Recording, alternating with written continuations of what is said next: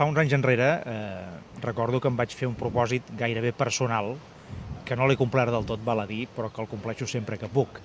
Vaig dir, jo aniré una vegada a l'any a l'Àfrica subsahariana.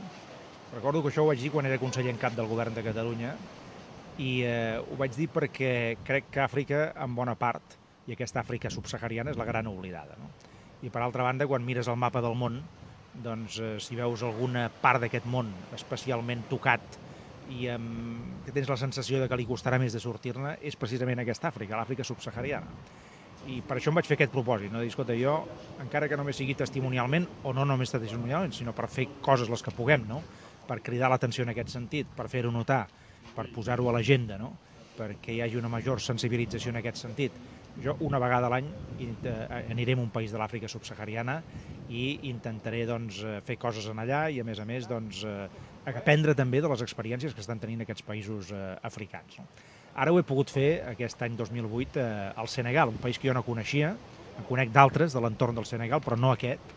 He estat unes hores aquí, no moltes, però he tingut l'oportunitat de comprovar un cop més la pobresa que hi ha en aquesta zona del món, però concretament en aquest cas del Senegal hi ha algunes coses que no només criden l'atenció, sinó que a més fan tenir una certa esperança, no?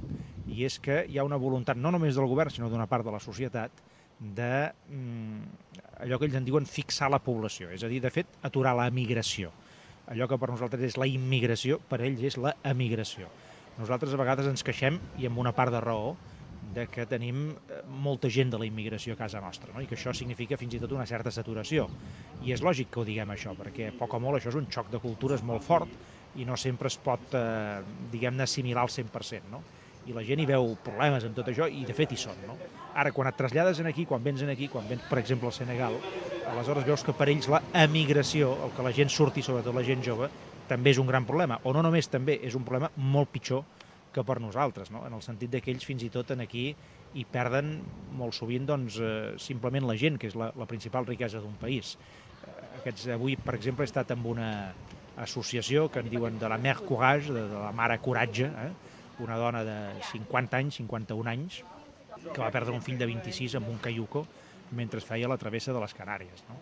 I com això, doncs, tantes i tantes altres dones que han creat una associació amb una població a prop de Dakar, la capital del Senegal, que intenta mentalitzar a la gent jove d'aquest país de que no marxin, de que es quedin. Ara bé, perquè es quedin hi ha d'haver mitjans de vida. Si no hi ha mitjans de vida, això acaba sent un pou de pobresa, i els pous de pobresa la gent intenta sortir com pot. No?